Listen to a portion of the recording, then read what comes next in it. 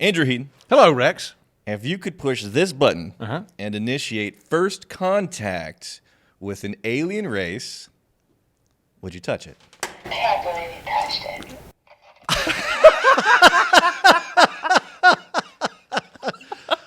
Wow. Okay. Nice. Yeah. Nice. Well done. I thought it was just going to be a fart noise. But it was, no, well done. All right. 100% I would push that. I think literally Yes. the best thing that could happen to mankind. Okay. The best thing that could happen to mankind. I'm is so glad alien this is the contact. question because you have, for an extended period of time, you did a sci-fi podcast. So this feels like it's right over home plate for you. I think you're going to have a And lot of thoughts about I was this. a virgin for a long time, Rex. I've had a long time to think about this. I have Okay. platinum frequent flyer mild virginity. Okay. And folks in my category tend to think about aliens a lot. Okay, so we didn't even unpack whether or not all of like the ramifications, potential consequences of a first contact scenario. You just like barely even finished the sentence, finished the question, and you're in. So let me, okay. Yeah. Here's why I think first contact, it would be phenomenal. Yeah. And I'll add to that, like, let's say theoretically we turn the big SETI satellites in Arecibo and we point them at Alpha Centauri or something, and we hear jitterbug music from another planet. Or so they don't even talk to us. We Right. just all we know is that another. So you're talking about like radio waves, using radiation to give signals. Yeah. That's one of the ways that people could initiate first contact. Some method by which we determine there is intelligent life Yeah. in the universe outside of humanity, not on our planet. I think it is the best thing that could possibly happen to humanity. I would do that in a heartbeat. I would think about faking it. I think it would be so good for humanity. Okay, so I have a lot to follow up on there. Okay. Now, what if I added the caveat that touching it initiates first contact with an alien species, and it's not, far off, light years away, radio waves and frequencies that we can say, oh, I guess there's someone over there. It is physical, face to face, assuming they have faces. Great. And you are the one in charge of. This is literally my daydream. Really? Like, okay. I'm Walk me like, through it. now, Yeah. now that I'm like pushing 40. Because this is like the most, like, in the history of human civilization. You want to be the guy. I would love to be the guy. make or break the trajectory of our species. This is literally one of like the 4 daydreams that I have throughout the year. Is Okay. I had no idea, by the way. We're I had all no idea. doing random. Yeah, we didn't talk about this in advance. No, you didn't know what the literally, question was We were until- talking about sandals, and this word we made up. Yeah, which And, is yeah. it's technically okay. It's totally but okay. Not it okay. doesn't sound okay. No, one of my fantasies, and it's either in Edinburgh or Austin, Yeah. is that a big ass alien ship comes like Independence Day style, like swoops over whatever city I'm in, and then a very polite voice comes over this giant PA system that goes, Andrew Heaton, could you please meet us in the middle of town? And then I go there and I've got my passport and I'm fumbling because I'm for protocol, right? I don't know where we're going. Maybe I need to get my passport stamped. Yeah. They suck me up in it, right? And I'm the first guy. I would love that. That is literally my fantasy. Okay. First question: what is it about the possibility, the idea of there being another intelligent life form out there that you would assume that they're benevolent, that they have our best interests at heart? Like they wouldn't just harvest the planet for its resources and like, oh, there's some pesky, humanoid bipedal creatures Yeah. on there that we got to get rid of. The one thing I'm not worried about is them harvesting the planet for economic resources. Okay. I think you could make a rock solid case there's no economic reason to come to it. So like Independence Day is a fun film. There's water, I think, is what they were after, or something. They were locusts, right? So Yeah. they're coming all the way to Earth to get our stuff. That makes no the point at which you could traverse the galaxy Yeah. in a either multi-generational ship or something that can abrogate light speed. You could just scoop up hydrogen and turn it into stuff. Like to go to Earth from anywhere outside of our solar system to try to get the natural resources would be like right now in 2023 finding out there are petroleum reserves on Mars Yeah. and using all of our GDP to get to Mars. It wouldn't make any sense. It would make no sense whatsoever. The point at which you could get to Earth, Yeah. your technological abilities to harness and transmutate resources would be so immense that there would never be a return on investment to get the natural resources. There are negative reasons that aliens could come. Right. It could be that, Well, first of all, you're saying the transmutation, the resources, like that's a non-issue. That aside, it doesn't make any sense. I think again, it would be like again, right now, Rex and Heaton find out there's free matchbooks in Iceland if we canoe there.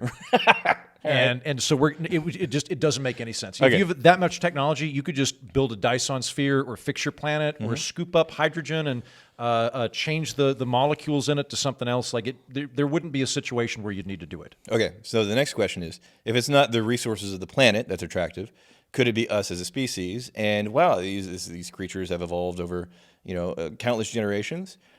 This is good fodder for experimentation, genetic research, where they see us as such a lower, basically how we look at fish, right? They see us at such a primitive lower level of life that they're just going to come and take what they want and do what they want. Could that be a possibility with which you very haphazardly smash that button? Yeah, and I'm not taking it back. Okay. I don't. If I take it back, does Brianna have to say that backwards? Is that how that works? Yeah. There's any number. Like we could project malicious intent onto aliens, and there's the idea that the gap between us and them is greater than the gap between us and mice, and we Right. feel perfectly fine doing experiments on mice. Right? Sure, yeah. So from their moral perspective, they might think it's perfectly fine. It could be a thing where there are space Jesuits or there are space jihadists. Yeah. That there's some animating religion that they have that compels them to They have to come conquer cleanse us. the universe of Yeah. lower life. And Or maybe they have some weird feudal system, and the younger brother's like, can't inherit planet Quackwar, Yeah. but I can be Duke of Earth, Yeah. right? So there are situations that could, I can see logical reasons that an alien species would come over here. I'm willing to roll the dice, and in a weird way, I would still find it slightly comforting in that, have you heard of Fermi's paradox? yes, but go ahead and explain it. Fermi's paradox is the idea that our galaxy is quite old, and we're kind of, I think, at the edge of the galaxy. We're further out in the galaxy, and we're not towards the galactic core. We're backwater. We're the Arkansas of, and I say this as a dude from Oklahoma. Don't send hate mail in. Right. Well, we're both originally from Oklahoma. We're both from Oklahoma. Yeah. We can say this. Arkansas is the one state that I get to make fun of.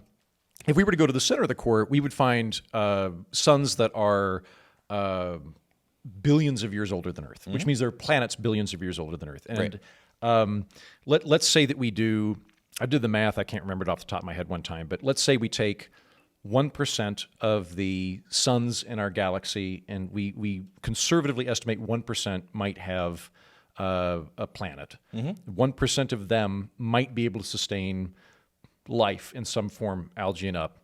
1% of them might have intelligent life, right? So just a fraction of a fraction of a fraction of a fraction, going as conservative as we can. Right. There should still be like 3 million civilizations within the Milky Way galaxy. Yeah. And a lot of these civilizations are way, way, way older than us by millions and millions of years. It's not like it just snapped and we all started getting started. Like there might be civilizations that are 1 billion years old in the core. And that raises some disturbing questions. Because then it's like, well, how come they haven't been neighborly?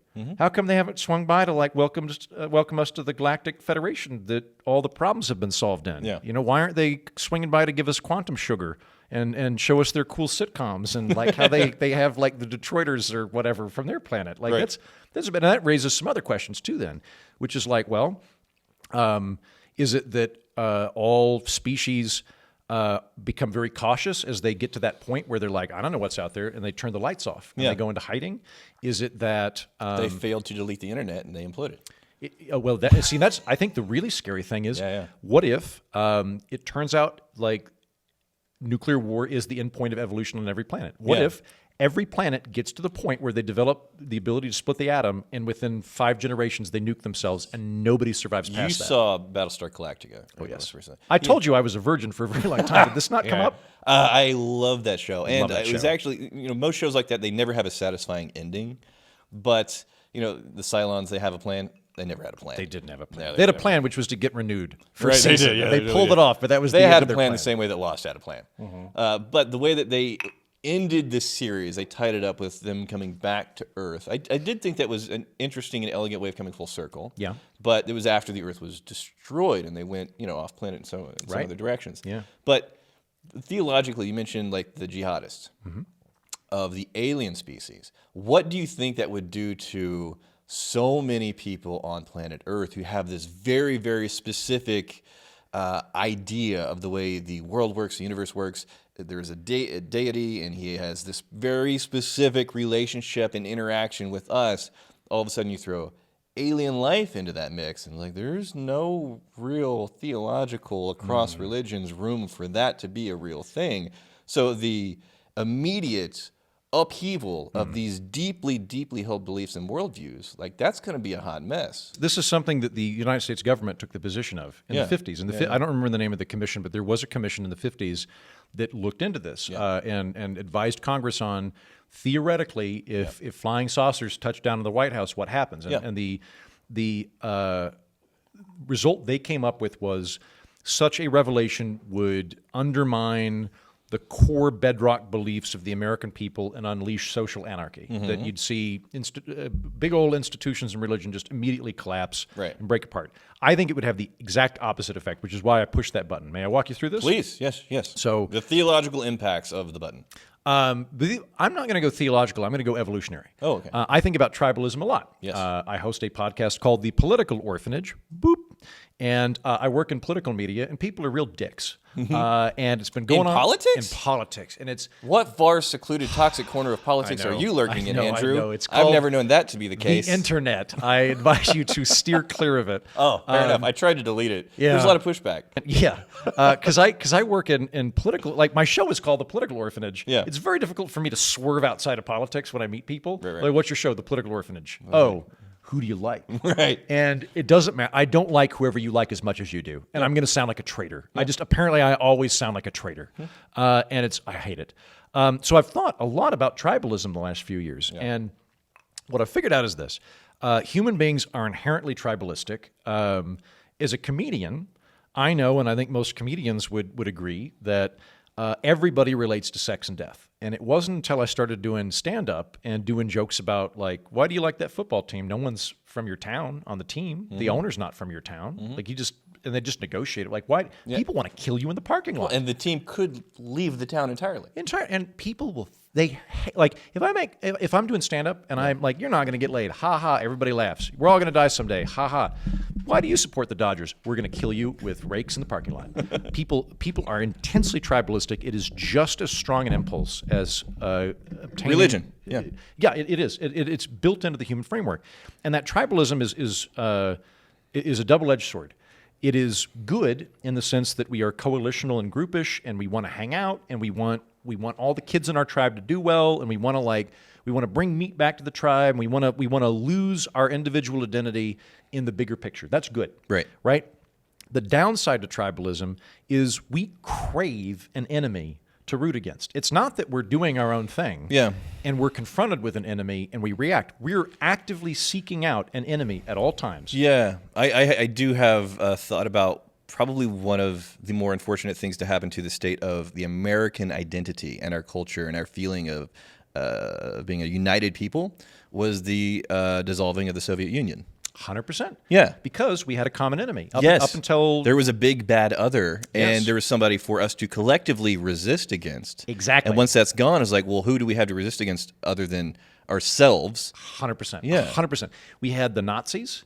We had the Soviet Union. And so there was, what is that, a 60-year period of American history where I'm a Democrat and you're a Republican, and we'll fight, and then we'll go. But at the end of the day, Rex and I stand arm in arm on the Atlantic seaboard, looking across to the foes of the sea, knowing that as fellow Americans, we can fight about how to allocate resources. But we believe in the Republic, and we're not enemies. We're Yes. opponents. Yeah. And then we beat the Soviet Union because communism's fucking stupid. Yeah. And we went, I guess we're all enemies I gotta now. hate somebody. I guess I hate Rex. Well, and you see that reflected in the media. Whenever they don't have a big bad Yeah. to focus their attention on, it's like, well, I mean, let's kind of pit different cultural groups against each other in our own country. Yes. Which is highly, highly relevant to people that work here. It's hard to make the case where you should go hate people on the other side of the ocean. That why do they hate us? That doesn't make any sense. Or they're irrelevant. They're so small. They're not a danger to us. In the last 20 years, when have we all been most on the same team? When the Twin Towers came down, Yeah. we had an external enemy. And that is such an unfortunate thing about human nature. We need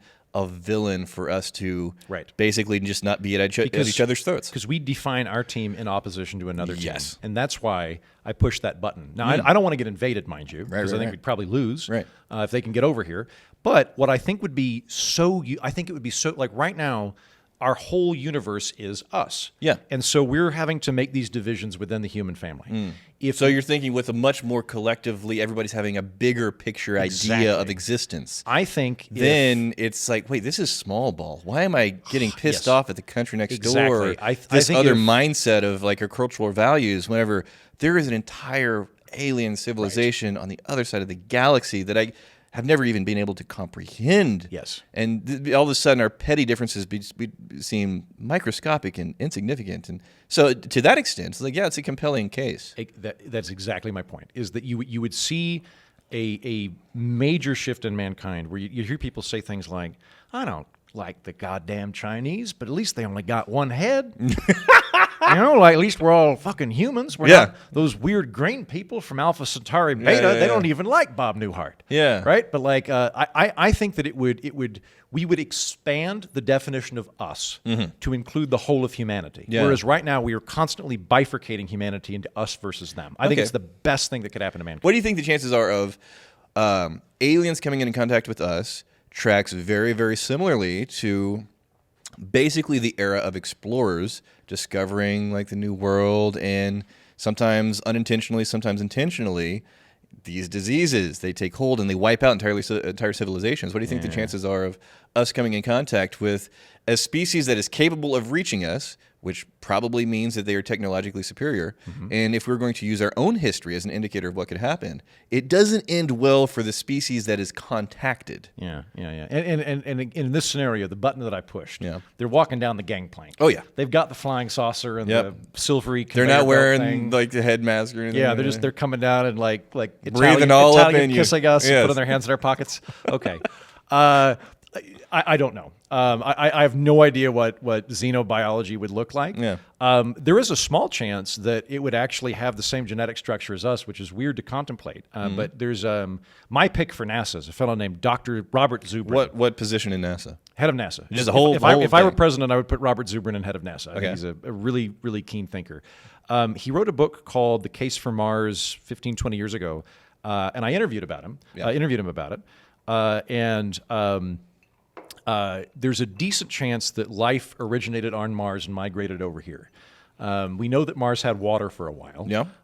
It went away so long ago that if there is a fossil record, it's been completely erased by erosion and such. But it's possible that that water was over there, life developed over there. We know that there's a lot of astrological back and forth between Yeah. Mars and A surprising amount. yeah. Earth, where every year it's like a ton. Yep, of just Mars rocks Mars showing rocks up. fall on Earth and vice versa because it gets a meteor will knock something from one planet off and it'll skip and it'll eventually hit the other planet. Yeah. And you start thinking in terms of like 10 million years. There's a lot of that. Then we can further go, well, we know that those little tardigrade things are real hard to kill. You can't spray for them. They're real good. Yeah, They're the water bears. yeah, I the think is water what- bears. Yeah. They're real cool. Put that on the camera. They're real cool looking. Yeah. And so it may well be that they developed on Mars and they hitched a ride over to Earth at some point. That would also explain the kind of interesting phenomenon that everybody has DNA. Like if Earth was the originator of life, you'd kind of think that there'd be different experiments in it. You go to Europe and there's a bunch of different languages and there's a bunch of different cultures and things. But you go to like Iceland, where people came late in the game, Yeah. there's just one culture, right? Like Earth is like that biologically. So it's possible that life developed on Mars hitched right over here. The interesting part is you could extrapolate that out on a really big galactic level. The meteor that killed the dinosaurs off belched and farted so much Earth material into the universe that by now that debris has spread around the entire galaxy. And if there's no time frame on that, it's possible that one event that killed the dinosaurs Yeah. seeded 50 planets. Now, this is where math becomes involved. I'd be very curious to know if a meteor impacted Earth, launched stuff into, past the atmosphere, out into space, out into the solar system, and the most likely speeds with which that debris is flying, could that in fact have reached other solar systems or galaxies by now? Not galaxies. Not but other galaxies, solar systems. Yeah. Okay, Because okay. think about like it's like a record, but the strata are moving at different speeds. Okay. So we're kind of out on the edge, and it's now I don't know if it's gone all the way around the galaxy yet, but it could that dust could have hit tons of worlds by now. Interesting. So it's also possible that maybe the thing on Mars was when I talked to Zubrin, Zubrin was like, what a species, or not species, what do cultures typically want to do when they meet another culture? They're like, you should be like us and do things we like. Yeah. Your gods are stupid. Our gods are better. You believe in Keynesian economics. We believe in whatever the thing is. And so he's like, I don't know, maybe a bunch of aliens just keep firing bullets with amoebas at different planets, and they land, and they're like, well, we'll check on that in 5 billion years. Xenobiology aside, let's assume that you didn't accidentally wipe out the human race with your Willing to roll those dice. Okay. That's fun. That's so fun. Because, and I always like to bring it back. This is why I like having these conversations with Andrew, because of your libertarian sensibilities. It's like, I don't want to make choices for other people. Aliens. Wham! Let's go, boys. Hey, for the record, you don't have to fuck the aliens. That's what I'm the one that's going all Captain Kirk in that spaceship, just getting green poon. You do whatever you want. You can stay home and watch 2.5 Men. I'm going to share this with you right now. But I'm not going to. I don't have to withhold my interactions with the aliens because it might blow your world. Go to Burning Man. So, like 5 minutes before you walked in the door, Alex, our cinematographer and our editor for the Whiskey Tribe channel, he asked the question, is like, if there were aliens, would you bang them? And it's like, well, hold on. Like, what do they look like? It's like, no. Just leaving it there. Would you bang? Probably not. Probably not? Probably because not. if they were the aliens from The Arrival. Yeah. Like, the who big knows? twiggy guys. Yeah. The tree trunk dudes. Yeah, who knows what's going on there? Yeah. This is one of the things I find funny about Star Trek, by the way. Yeah. Every single species has a vagina and a penis. Yes. Every looks like body paint in a mask. Every Interesting. species could totally interbreed. Spock's half Vulcan, half literally without any exaggeration.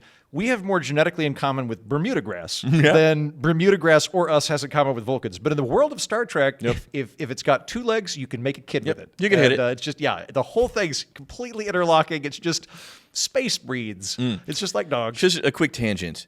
If you were going to knock boots with any alien species that's been established in the sci-fi lexicon that we all know and love, who are you going for? Because Alex said, well, the blue people from Avatar. I was like, well, they're huge. They're huge, Alex. I'm going to go with Betazoids. Betas, okay. I you want them to yeah. really be in tune with what you're thinking and feeling? I do. I feel like that would save a lot of time for both of us. Where I interesting. sit down there and she's like, I'm sensing eroticism and a fear of commitment. And I'm like, you nailed it. Wow. Right. Okay, good. I'm glad we both know where I stand. Right. Thank you. I'm like, let me know how you want to respond to this. Right. And you can either talk me into the commitment or Right. we can bang. What do you want to do? But that's a situation where you're very likely to get the tap. Like in mid situation, they're like, okay, I see what's going on here. You're done. Oh, yeah. I mean, as opposed to my human rate. Yeah, the 10 out of 10 that I'm swinging here on Earth. Right? Yeah. No, I think is it? Vulcans would Because be honestly, that's kind irritating of a as cheat fuck. code. They just look like humans. Yeah.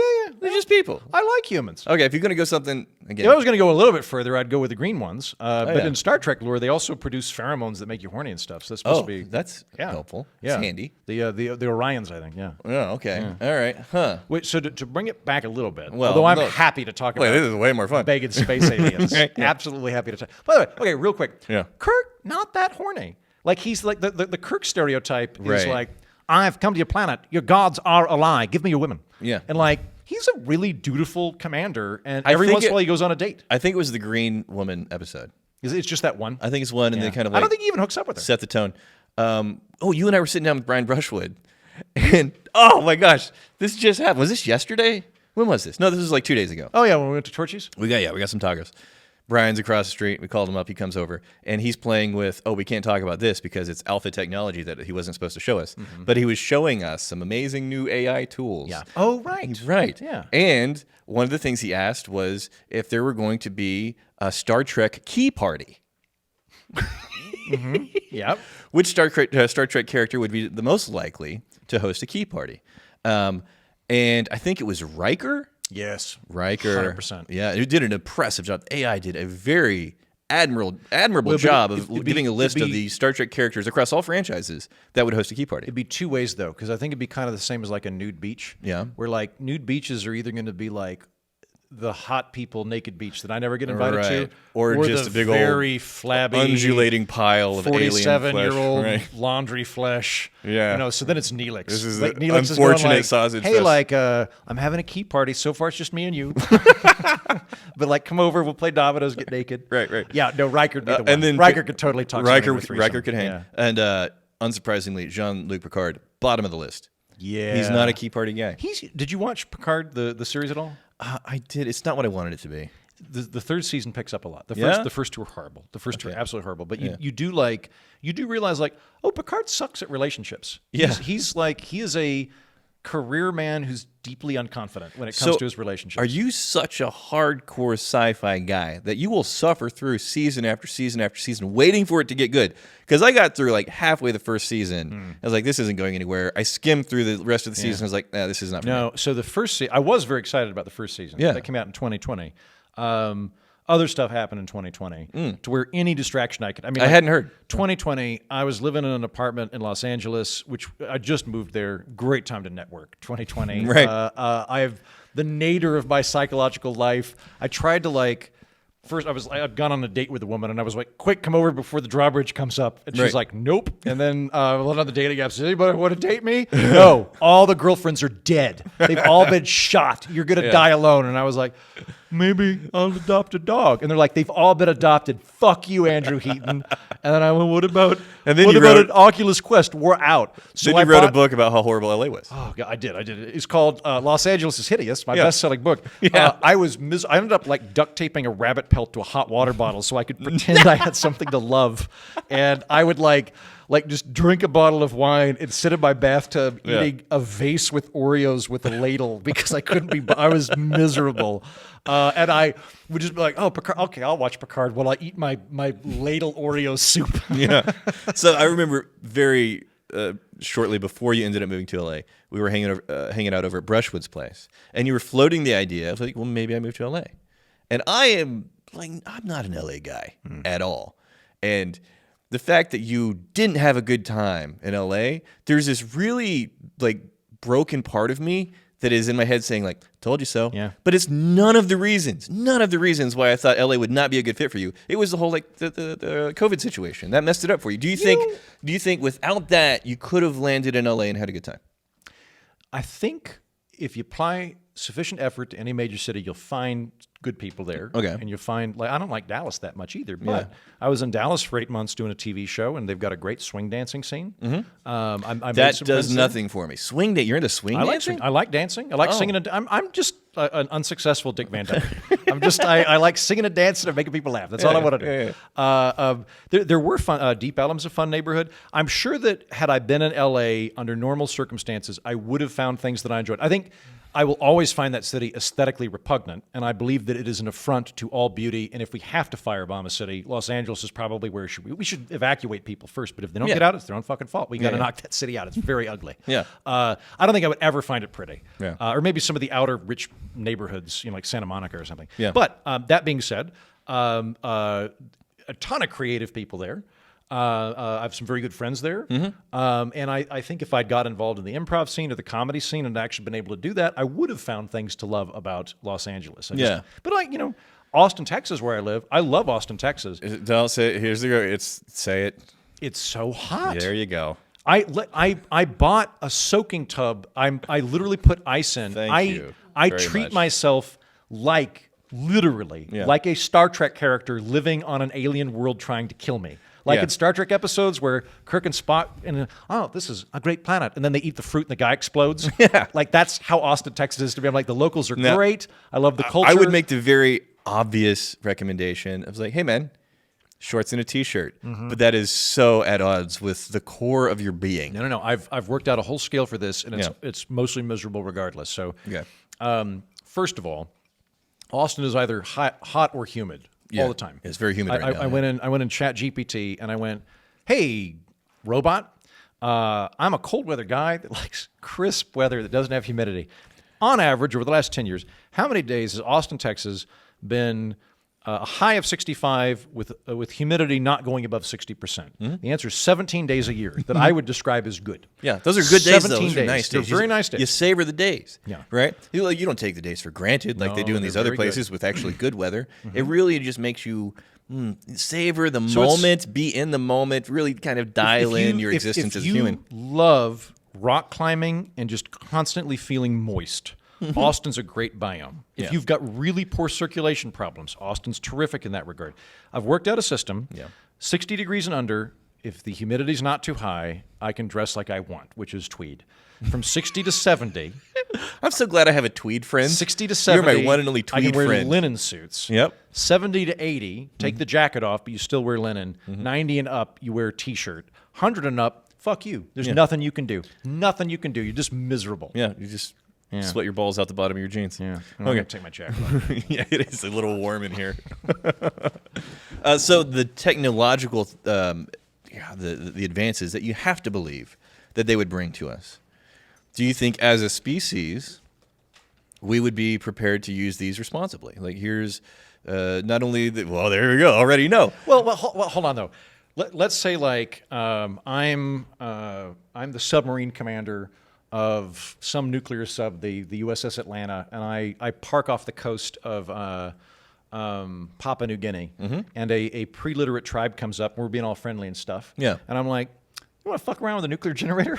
Yeah. We'll just leave you one. We got a spare. Yeah. You guys want radioactive rocks? Don't push that button. Here's a bucket full of glowing plutonium. Whatever it you do, causes cancer. You don't know what that is. don't worry cross about it. the streams.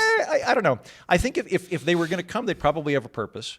To go back to the Fermi's paradox, by the way, and like why we haven't met him, the scary thing is maybe we all die. I think the most logical answer is actually one of two things.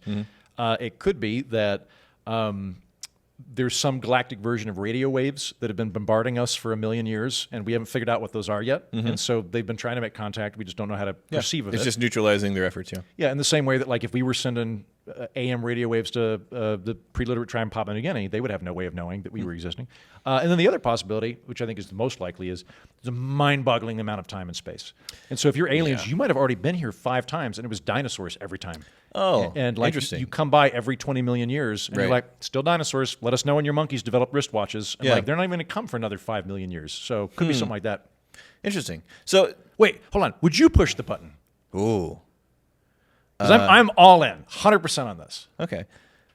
For the sake of conversation, because I see my role in these conversations so far of being just the devil's advocate. What's the opposite of what Andrew would do? And then how can I play that? And I've kind of been floating those cautions, those hesitations, those concerns throughout the conversation. Real me, probably yes. Yeah. For the sake of conversation, devil's advocate. No, man.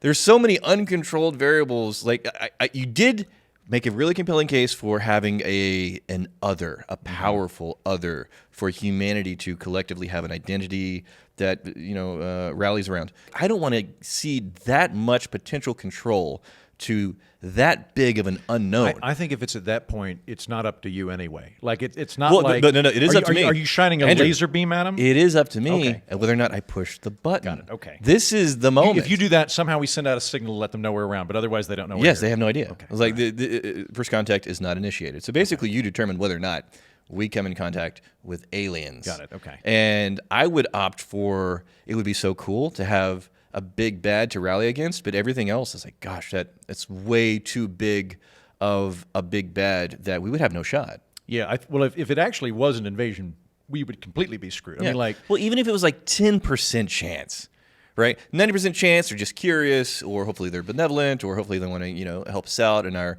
evolution as a species.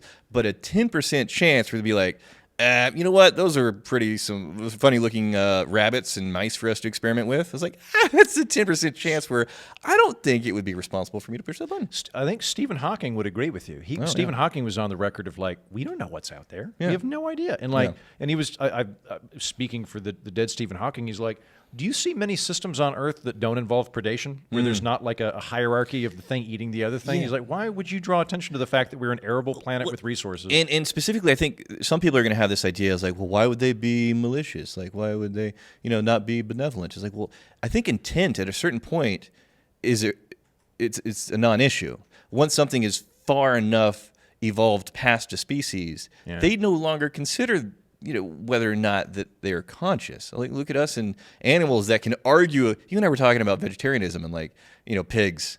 And you're on the fence. It's like, pigs are as smart as dogs. They're smart as dogs. I love dogs. Right. And that's... It's only a matter of time before somebody shows me an IQ chart comparing a pig to a cow, and then it's like, God damn it, I'm a vegetarian now. Fuck! So that right there, we're eating pigs, we're eating cows, we're eating all these things that arguably have some kind of basic consciousness. For aliens to be that far advanced, for them to like, well, I hope they're considerate of my feelings and well-being. I don't know, man. It's since we're plugging my books this episode. Yeah. I wrote a science fiction short story collection. Oh. Called Inappropriately Human. I did not know about this. Tell me. Came out last year. Yeah. I'm still making royalties on it, which Hell is yeah. crazy for a short story collection. You know, Yeah, that doesn't happen. No, you know Andy Weir, who wrote the Martian. I know the name. Martian. The Martian. Yeah, I know the book. Yeah. I interviewed him, and when the interview was over, I was like, "Hey, Andy Weir, I'm thinking about publishing a short story collection." And he's like, "Hi, I'm Andy Weir. I would not do that." And I'm Andy Weir. He's a really sweet guy, by the way. He's a really nice dude. Yeah. But I did it anyway. It did pretty well. Two of the stories that are relevant that we're talking about are there's a story towards the end where mankind develops AI, and it's developing logarithmically. So like every year, the AI is 10 times smarter than it was the previous year. Yeah. And the humans are... You want a Terminator? That's how you get a Terminator.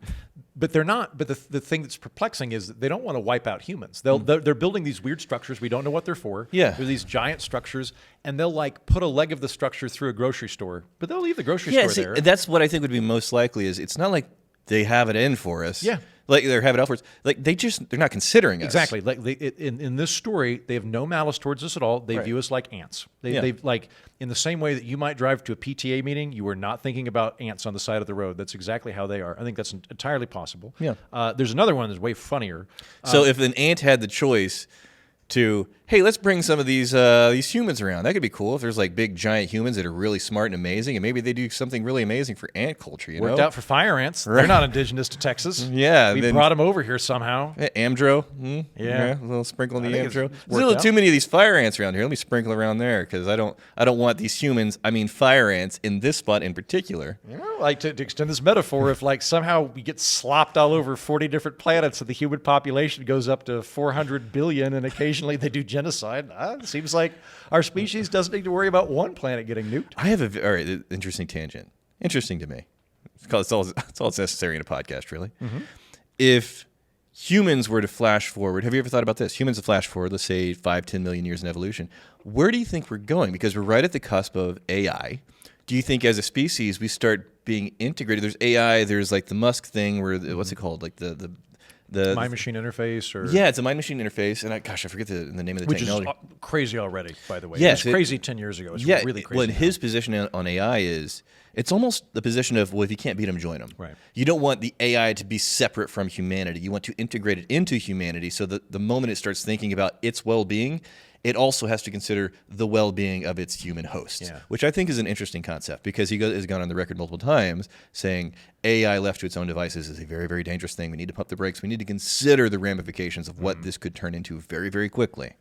So, flash forward millions of years, with your sci-fi nerdiness and background, do you have any idea of what humanity as a species could look like that far in the future? I don't think it'd even be that long. I think we're talking like 200 or 300 years. Oh, interesting, yeah. Because we're like, we inadvertently domesticate things. We inadvertently change evolution over the course of like 300,000 years. Like, have you ever read Guns, Germs, and Steel by No.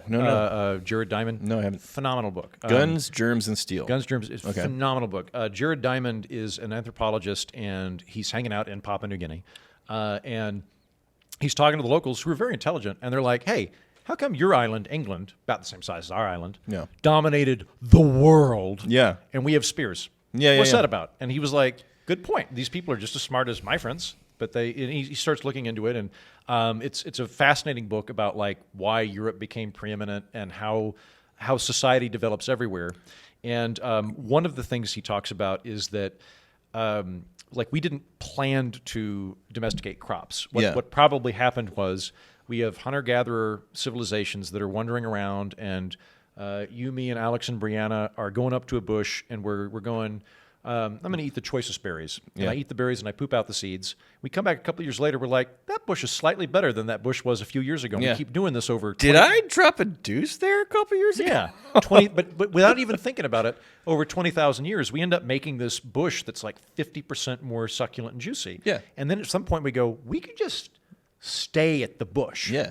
And so we kind of we accidentally evolved produce Then we get into the agricultural revolution. We do something similar like that with dogs. Yeah. Where we have wolves, and we're like, this thing's pretty good at burglars.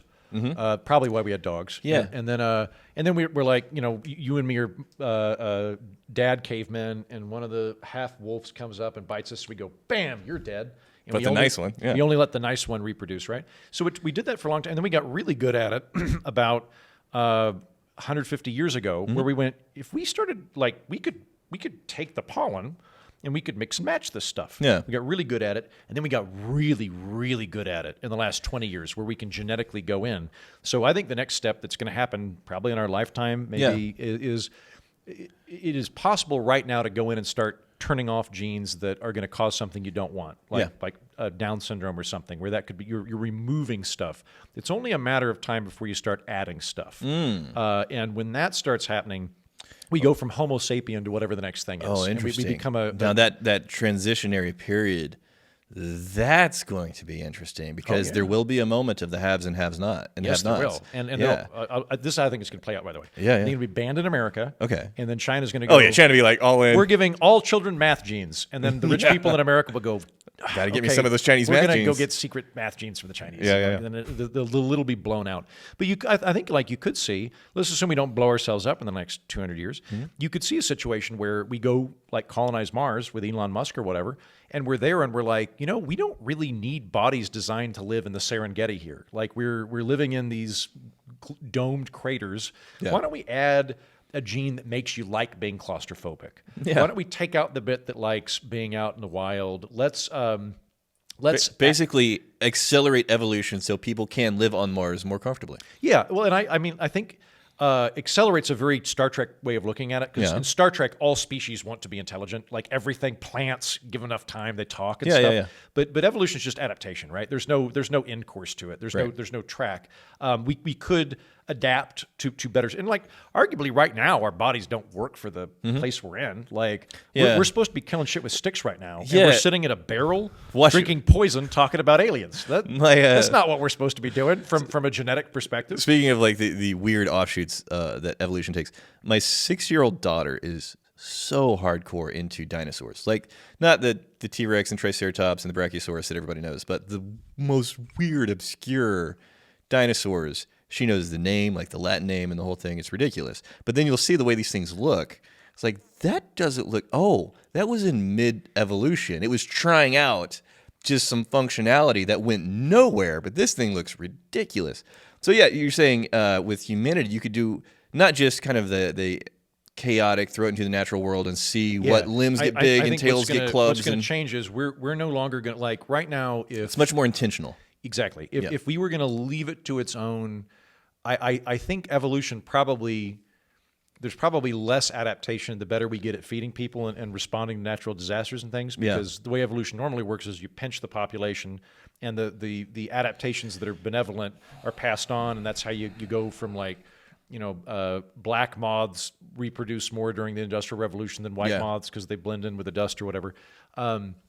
That was how we're doing it. I think probably we've stalled that now because like I'd be dead if I'd been born 100 years ago. I wouldn't have survived childhood. So my weak genes get to be passed on.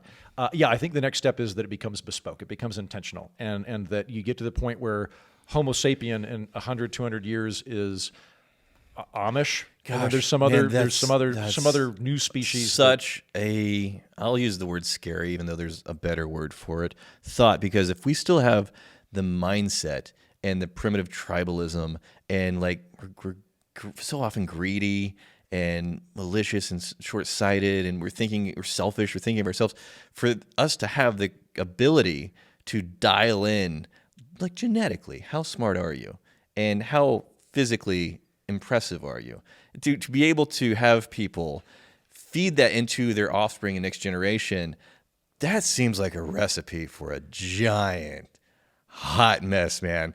This is the recipe for oh my I'm gosh, taking the optimist. Okay. Okay. So Did we talk about Dunbar's number last week? This is what I usually talk about when I'm drunk. No, wait. Dunbar. Tell me about. I don't think we did. Okay. Tell me if it sounds familiar. I will say yes, we did, and I'll have you keep going for the sake of the audience. Thank you very much.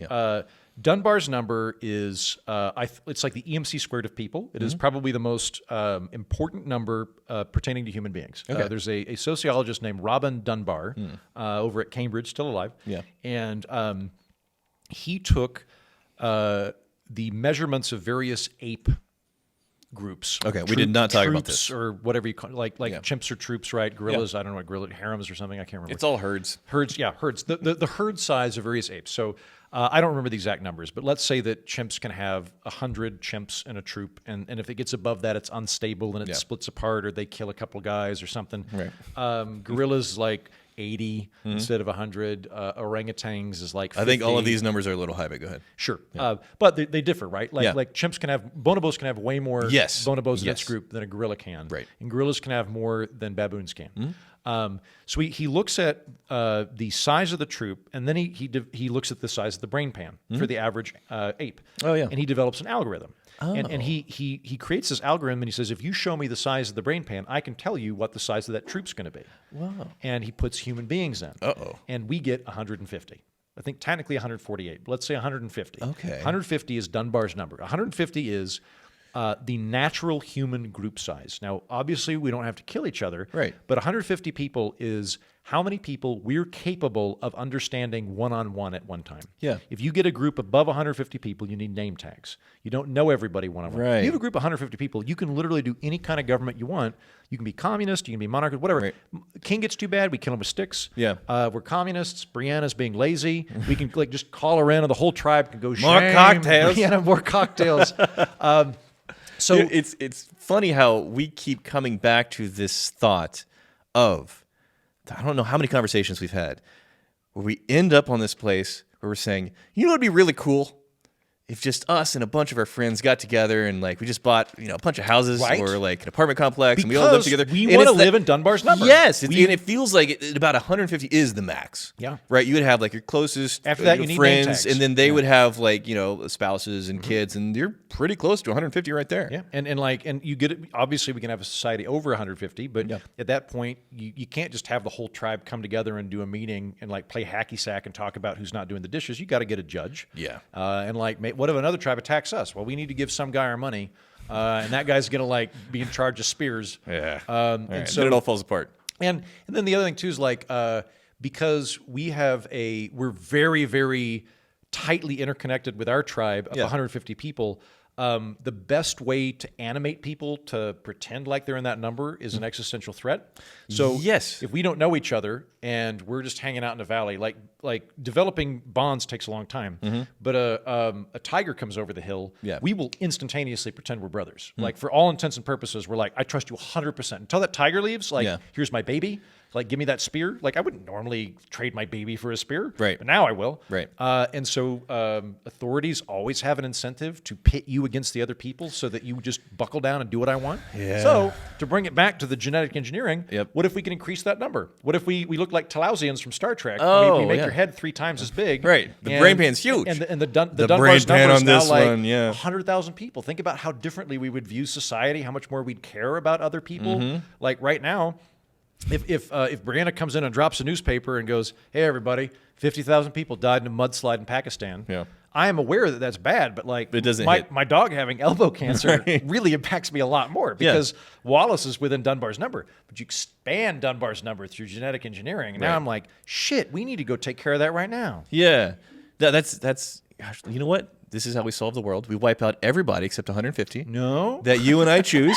No? This is- no. no, Would you this- push that button? no, Would it? that's not no? where I was going. No, because that's what it sounds like. You're making a compelling case. I was going all like mad scientist drunken party CRISPR, where just a bunch of gals and guys in lab coats go, let's try a different breed of humans. We'll put them on a spaceship. They'll try something out. We Right. just kind of like proliferate with. We'll have like a giraffe species. Maybe if we had really long necks and And we I all live said, on Neptune, it'll be good. Full on apocalypse, and now. Yeah, and you're wanting to shrink it to a manageable size. Also would work. Would require a lot of death. So the scenario with which I would absolutely, without hesitation, push the button, if it wasn't face-to-face interaction with an alien species that had fathomable power and ability, and just maybe we're ants, who knows? If it was a scenario where we got crystal clear signals that they're there, maybe it was like radio waves or radiation signals or something, like there is intelligent life, and then I think in my world, hopefully that would be enough to have the thing that is the most compelling part of everything that you just said, a rallying idea that as a species, it is ridiculous for us to find these minute differences and these cultural wedges to just turn each other into enemies. It's like, this is not going to end well for anybody. We need to snap out of this. And hopefully that would be something for us to, as a species, imagine across the universe. There are beings capable of sending us signals that very clearly let us know that they're there. I'm with you. I think that would be the best scenario. The best scenario would not be, well, it would be really cool if I got to be the guy that meets the aliens, and there's a whole scenario where I'm ambassador and shit. And then 10 years later, everything's on fire. It's like that freaking heat. That heat can't believe he pushed ruined that everything. button. He pushed that button. But if you could just scale it back to where we just know in an abstract sense that there are other. That's all we know. There's we just know they're aliens, and we could try to decode their stuff. I think that would be the optimal thing, right? Yeah. Because then there's no immediate threat. We do know that there's intelligent life out there. Yeah. It changes our cosmology. Yeah. And I think it expands the us. And it would be It so changes exciting. the them to off the planet. And it would spur one of the things that I would be the most excited to see happen, which is the exploration out into the solar system, into the galaxy, into the universe. Which I know there's people like, we got a lot going on here. It's like, yeah, but it's really big out there. Stuff we can't even think of. Well, also, like, I don't know, a rock killed all the dinosaurs. There were Yeah. a bunch of dinosaurs. They were here forever. All right, damn it, Andrew. I was coming in for a landing. I was going to say, cheers, Andrew Heaton. Thank you so much. Have you seen Ancient Apocalypse on Netflix? Graham Hancock. He's been on Rogan a few times. I'm aware of Graham Hancock. I've not seen this So movie. basically, it's it's like a 5 or 6 part series where he's making the case that there is a wiped out advanced civilization that happened well before what most archaeologists believe was the establishment of human society and agriculture and technology and the development of what we find as the modern age. It's in the middle of the Ice Age, and they make a very compelling case that we had a lot of really impressive stuff going on, like these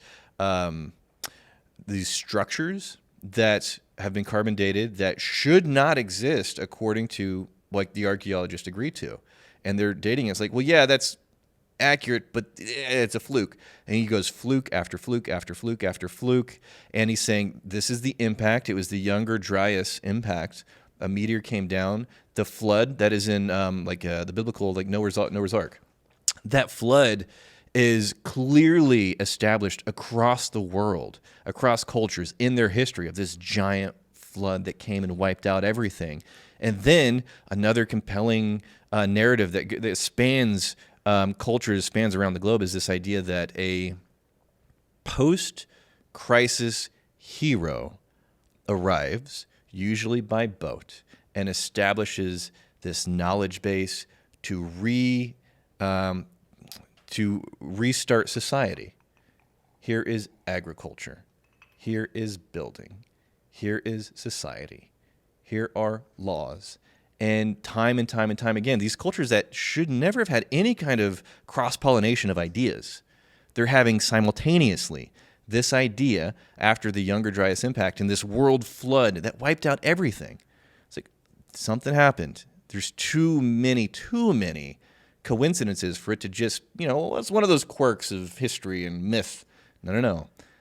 This is a very, very compelling case that there was a far, far more advanced civilization. They didn't have the internet or anything. Okay. Yeah, but we're not talking like flying cars in Atlantis. No. We're talking about like Egyptian big or something. Right, like but way, way more advanced than what modern archaeology is prepared to accept. That was wiped out. But there's this theme of this hero post-cataclysm showing up and giving this knowledge base that restarted society. Check it out. It has kind of like a cheesy name, Ancient Apocalypse. It sounds right? like that high guy with the big hair. It really does. It really does. But it was really, really, really interesting. I watched him on Rogan a couple of times, and then seeing this, the deep dive into those ideas, really loved it. Maybe I'd have to check it out. Yeah. A preemptive statement that big claims require big evidence, you know, and that kind of thing. No, he's been like 35 years.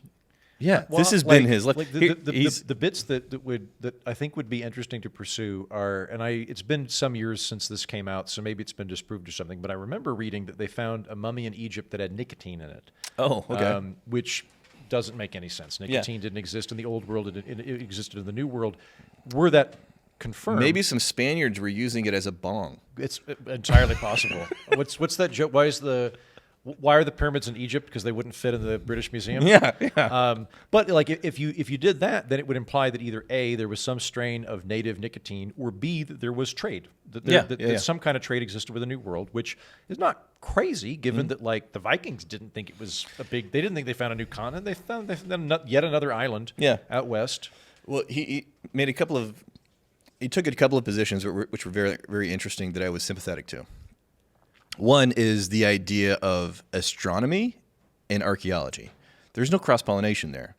So astroarchaeology, like that's not a thing. If you're into one, you're not into very high. Right. Yeah. You're not into the other. And archaeologists, they're seeing all of these like symbols and hieroglyphics and stuff. And from Graham Hancock's position, like that's clearly indicating like stars and the position. If you go back thousands of years, that's where the stars were whenever you looked at the night sky. Right. And what is it, from culture to culture to culture where they're obsessed with the night sky? One, they didn't have like Netflix. Yeah. Like it's a night. I think boredom explains a lot of human history. Yes, that, but also they're trying to tell us something.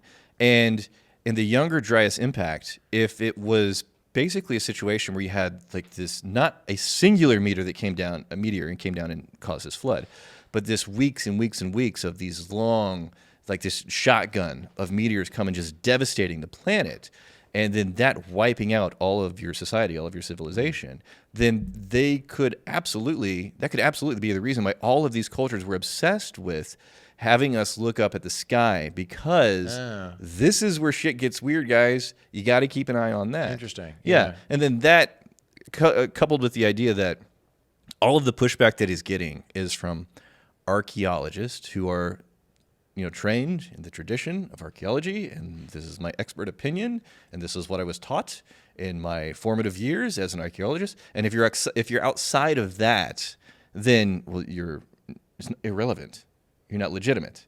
Then he is an investigative journalist who's been, for decades going into this with an open mind, and time again, he's like, guys, I understand this is your the path. But if we just take 3 steps to the right on this other path, we can see there's tremendous amount of crossover. But these two, like astronomy and archaeology, they're not talking to each other. And if they were, they would see there's some very interesting, compelling ideas that make a lot of sense in the world of early human civilization. Can I give you a great example of where a very smart person discarded evidence because it didn't fit with their worldview? Is this scurvy? No. Okay, there's a scurvy one too. Sounds like a good one. Yeah. No, in like 1810, there's a massive meteor impact in Pennsylvania. It's seen throughout the eastern seaboard. There are accounts. I think it's 1810. Mm-hmm. You can find eyewitness accounts where it's like it's pre-dawn. It's like 5 o'clock in the morning, and there's like a guy in a stagecoach that the whole sky lights up from this thing. Yeah. And there's somebody in Delaware that. They're milking the cows in the sky. Like many people across the seaboard see this. The meteors land in Pennsylvania, I think, and there's a local professor who goes out to investigate this. Yeah. And he finds this rock. Like the locals, they've immediately started selling tickets to see the space rock, the Sky Rock. Yeah. And so they're selling admission, and he's like, "Can I look at this?" And he looks at this, and he's like, "Yeah, like it sure looks like this piece of iron ore fell out of the sky. Like I can see the trail, I can see the impact. Like it clearly it came out of the sky." And he starts talking to all these people, and they're all like, "Yeah, like there was this big flash of light," and he's like, "I think this rock fell out of the sky." And he writes a paper, and it gets all the way to President Thomas Jefferson, who reads it and goes, "That's adorable." So a lot of yokels in Pennsylvania, a bunch of back farmer people, they think that I just want to make sure I understand this. Rocks, like stones, fall out of the sky.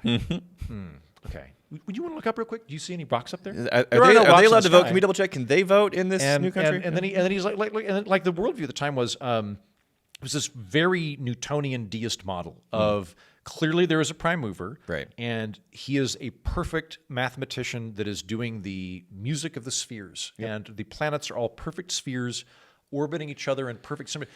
If there God, were what a rocks comforting- what a coming out of the comforting thought, though. sky, Let's just sit in it that for would- a second. It would imply Yeah. that God screwed up, and Right. that one of the rocks, one of the planets hit one of the other. That doesn't happen. Right. So they're like, in short, there are not meteors. They do not exist. They're Yeah. illogical. They could not happen. And, Yeah. Could you imagine being in 1810 and having that level of comfort with the state of the universe? Everything is as it should be. It is in the hands of a perfect, omnipotent, omniscient other that has our best I think interest. it helps if you're a white slave owner too. You're sitting This on your is porch all going, as it should be. Everything seems hunky dory right now. This is Yes. exactly. We just won the Revolutionary War. Yep. And the jute crop is coming in well, and everything says it should be. Andrew, this was a lot of fun. I'm so glad you touched it. I'm glad I touched it too. I hope you enjoyed this episode of Would You Touch It? First of all, are you going to touch it? In the comments, are you hitting that button based on everything that we talked about, or maybe things we didn't even consider?